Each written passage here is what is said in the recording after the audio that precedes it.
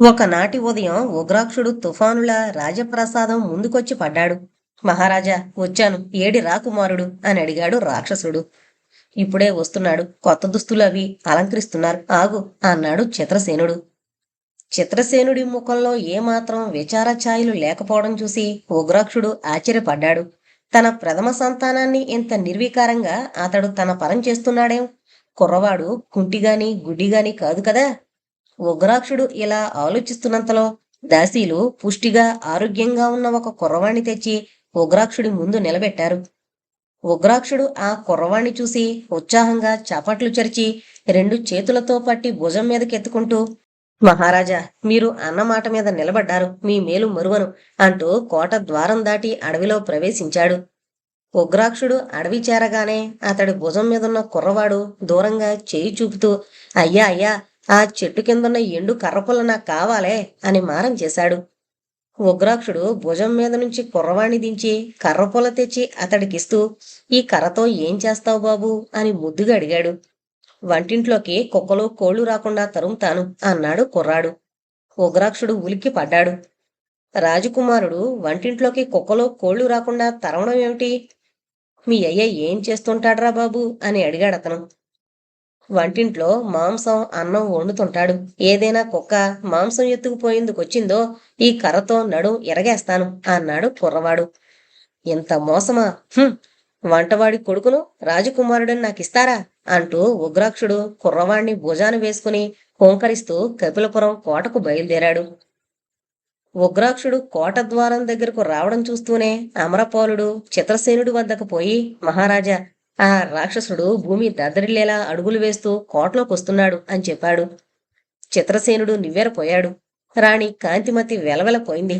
అయితే ఆ కుర్రవాడు ఎవడైంది ఉగ్రాక్షుడు గ్రహించాడన్నమాట అన్నాడు చిత్రసేనుడు. వాణ్ణి మనమంత సులభంగా మోసగించలేం మహారాజా అన్నాడు అమరపాలుడు.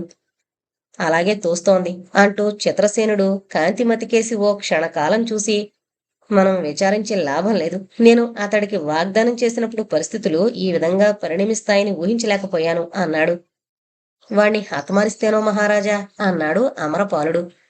అదంత తేలిగ్గా సాధ్యమయ్యేది కాదు. ఒకవేళ సాధ్యమైనా రాజ్యం అల్లకల్లోలం కావడం, నేను మాట తప్పాననే అపకీర్తి పొందడం జరిగి తీరుతుంది అన్నాడు చిత్రసేనుడు. రాణి కాంతిమతి చొప్పున ఆసనం మీద నుంచి లేచి, మహారాజా, ఆ రాక్షసుడి సంగతి నాకు వదలండి అంటూ తన గదికేసి వెళ్లిపోయింది.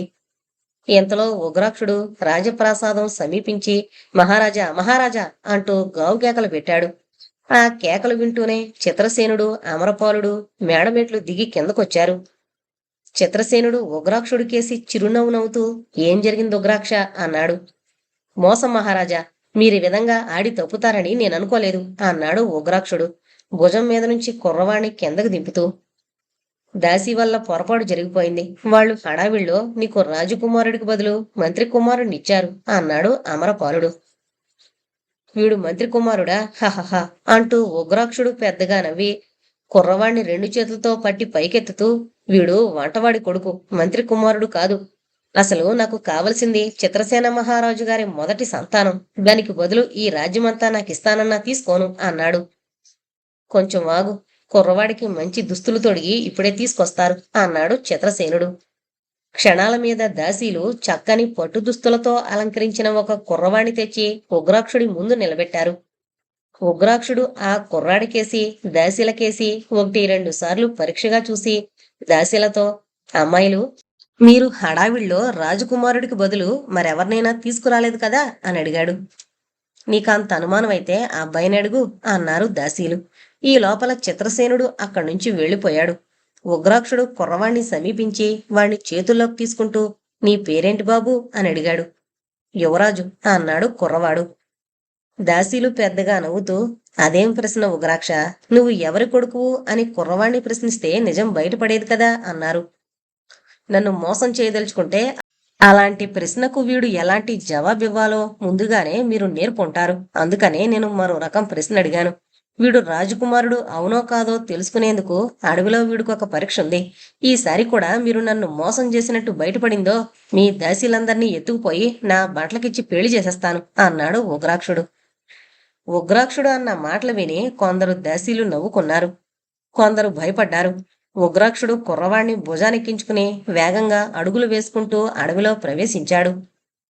ఉగ్రాక్షుడు అడవిలో కొంత దూరం నడిచిన తర్వాత కుర్రవాణ్ణి రాజకుమారుడు అవునో కాదో పరీక్ష చేయాలనుకున్నాడు. అతడికి దారి మధ్య వంటవాడి కొడుకు జారవిడిచిన కర్రపుల్ల కనబడింది. ఉగ్రాక్షుడు కుర్రవాణ్ణి భుజం మీద నుంచి దించి కర్రపుల్లను అతడి చేతికందిస్తూ, ఈ కర్రపుల్ల నీకిస్తే ఏం చేస్తావరా బాబు అని ప్రశ్నించాడు. ఇది నాకెందుకు, మా అయ్యకిస్తాను అన్నాడు కుర్రవాడు. ఉగ్రాక్షుడు ఉలిక్కి పడ్డాడు. మళ్లీ తనను మోసగించుంటారన్న అనుమానం అతడికి కలిగింది. మీ అయ్య ఈ కర్రతో ఏం చేస్తాడు అని అడిగాడతడు. మంద విడిచి ఏదన్నా గొర్రె పారిపోవాలని చూస్తే ఈ కర్రతో దాని కాళ్ళు విరగేస్తాడు అన్నాడు కుర్రవాడు. అరే కుంభకర్ణుడా, నువ్వు రాజుగారి గొర్రెలు కాచేవాడి కొడుకువన్నమాట. ఎంత మోసం, ఎంత మోసం!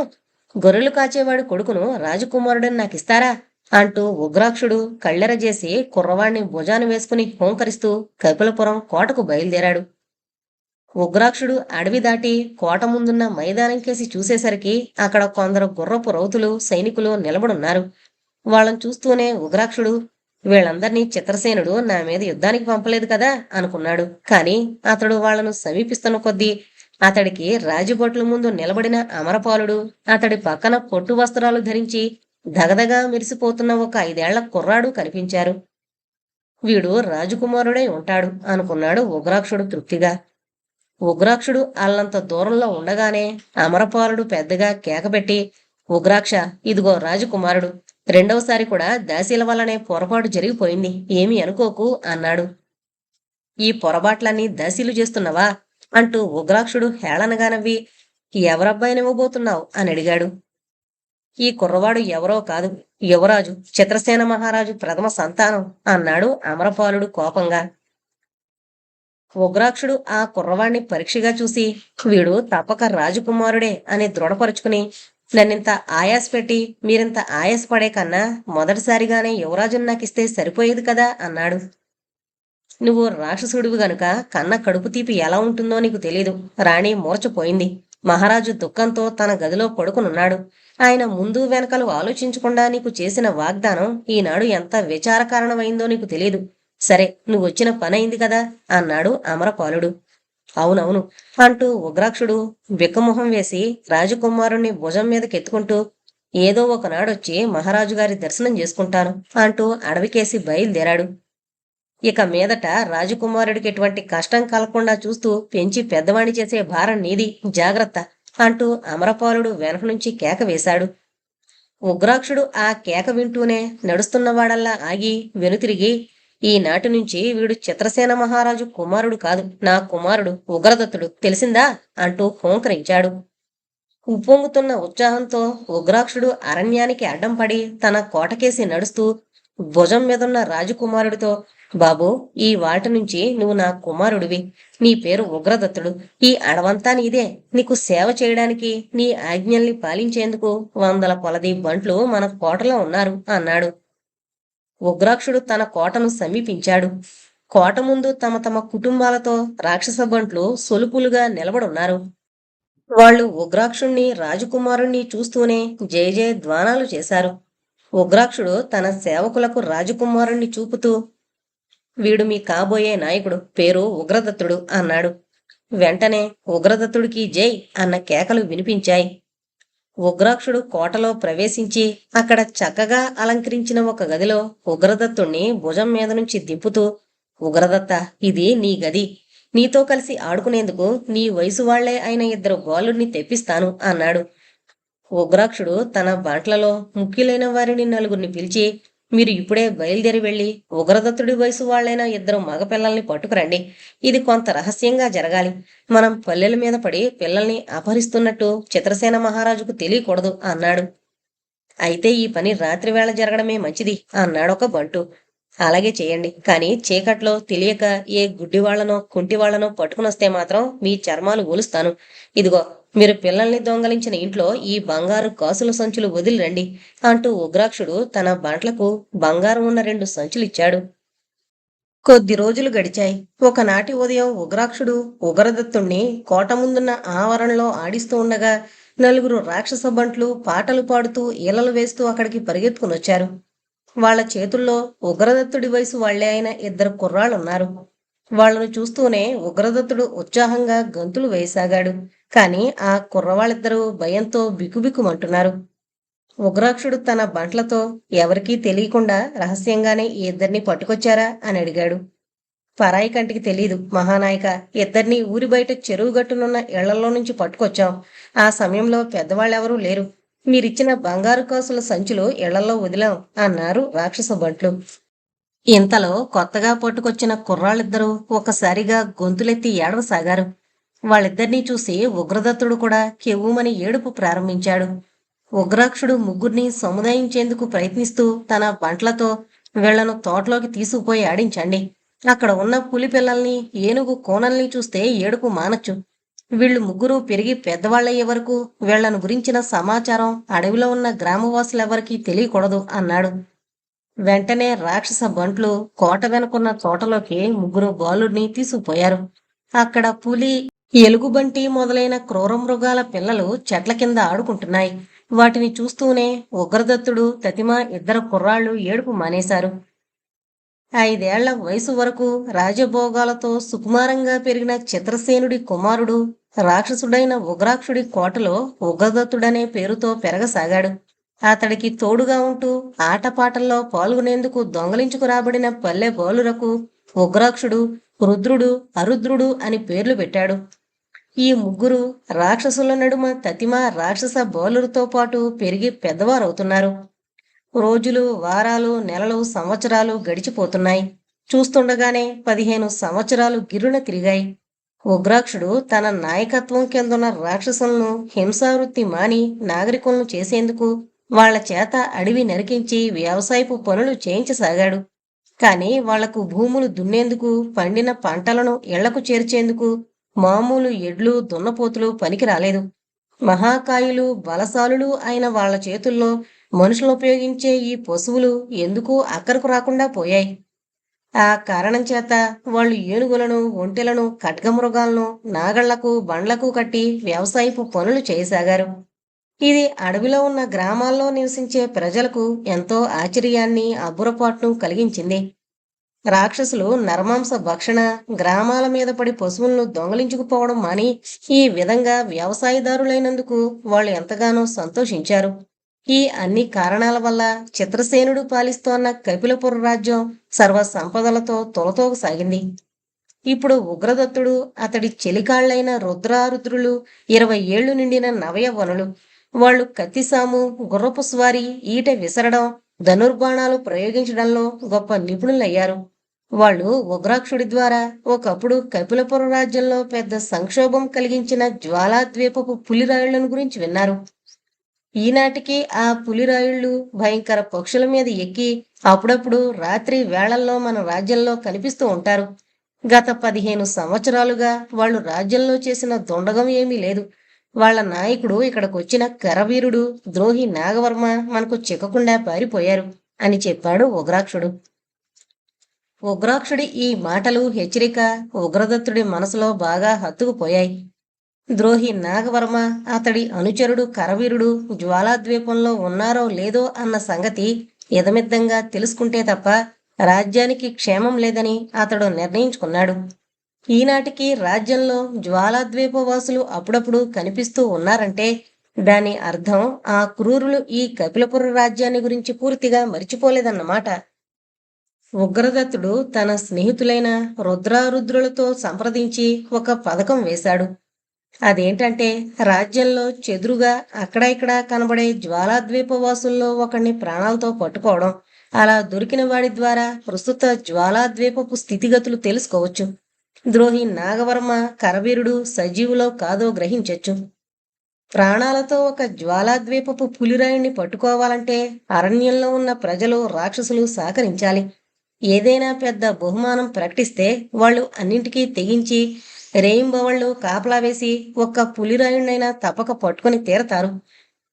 ఉగ్రదత్తుడు ఈ విషయం తన పెంపుడు తండ్రైన ఉగ్రాక్షుడితో మాట్లాడాడు. ఉగ్రాక్షుడు వెంటనే అంగీకరించాడు.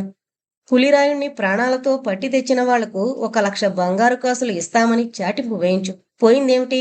మన కోటలోని నేల మాళిగలో బంగారం మూలుగుతోంది అన్నాడు ఉగ్రాక్షుడు. ఉగ్రదత్తుడు అడవిలోని జనవాసాల్లో రాక్షసులు నివసించే కొండ చర్యల్లో చాటింపు వేయించాడు. అది మొదలు రోజు జ్వాలాద్వీపపు పులిరాయుళ్లను గురించిన సమాచారం ఉగ్రాక్షుడి కోటకు తెలియవస్తుండేది. పులిరాయుళ్లు తమ భయంకర పక్షుల మీద ఎక్కి రాత్రివేళ చాలా చాలా ప్రదేశాల్లో కనిపిస్తున్నారు. కానీ ఎక్కడా వాళ్ళు కిందకి దిగడం లేదు. ఈ రకమైన వార్తలు ఉగ్రదత్తుణ్ణి నిరుత్సాహపరిచాయి. పులిరాయుళ్లు రాజ్యంలో ఎలాంటి కల్లోలం కలిగించాలనే ప్రయత్నంలో ఈ విధంగా రాత్రివేళల వేగు వేస్తున్నారో అతడికి అర్థం కాలేదు. ఒకవేళ ఆ క్రూరులు ప్రజల కంటబడకుండా ఏ మారుమూలనన్నా అటవీ ప్రాంతంలోనైనా కిందకి దిగుతున్నారా? ఈ అనుమానం తీరాలంటే తనే స్వయంగా రాత్రి వేళల్లో అడవిలోకి పోయి ఏదో ఒక ఎత్తైన ప్రదేశాన్నించి కాపలా కాయాలి. ఉగ్రదత్తుడు ఈ నిర్ణయానికి రాగానే రుద్రుడు, అరుద్రుడు కూడా అతడి వెంటొచ్చేందుకు ఉత్సాహం కనబరిచారు. ఒకనాటి సూర్యోదయం వేళ ముగ్గురు కోట వదిలి గుర్రాల మీద అరణ్యంలోకి బయలుదేరారు. వాళ్ళు జనులు నివసించే గ్రామాలను వదిలి నిర్జనంగా ఉండే అరణ్య ప్రాంతాల వెంట నడిరేయి వరకు ప్రయాణం చేశారు. ఆ సరికి ముగ్గురు అలసిపోయారు. గుర్రాలు బాగా డసిపోయి ఉన్నాయి. తెల్లవారే వరకు అక్కడున్న ఒక దేవదారు వృక్షం కింద విశ్రాంతి తీసుకోవాలని వాళ్ళు నిశ్చయించుకున్నారు. ముగ్గురు గుర్రాలు దిగి వాటిని విడివిడిగా చెట్లకు కట్టేసి తాము పడుకోదలుచుకున్న చెట్టు కిందకొచ్చేసరికి చెట్టు పైభాగమంతా వెలుగుతో మెరిసిపోవడం వాళ్ళ కంటపడింది. అందరికన్నా ముందు తలెత్తి చూసిన ఉగ్రదత్తుడు ఎక్కడ లేని ఆశ్చర్యంతో, భయంకర పక్షి, దాని మీదున్న పులిరాయుడి చేతిలో వెలుగునిస్తోన్న వస్తువేదో ఉంది అన్నాడు. రుద్రారుద్రులు కూడా తలెత్తి చూశారు. ఆ సరికి భయంకర పక్షి పడమటి దిశగా చాలా దూరం వెళ్లిపోయింది. వాళ్లు కూడా పక్షి పోతున్న వైపు నుంచి వెలుగు రావడం గమనించారు. నేను ఈ దేవదారు చెట్టు చిటారు కొమ్మకెక్కి మనం ప్రస్తుతం ఎలాంటి పరిసరాల్లో ఉన్నామో చూస్తాను అన్నాడు రుద్రుడు. ఇందుకు ఉగ్రదత్తుడు, ఆరుద్రుడు సరేనన్నట్టు తలలు ఊపారు.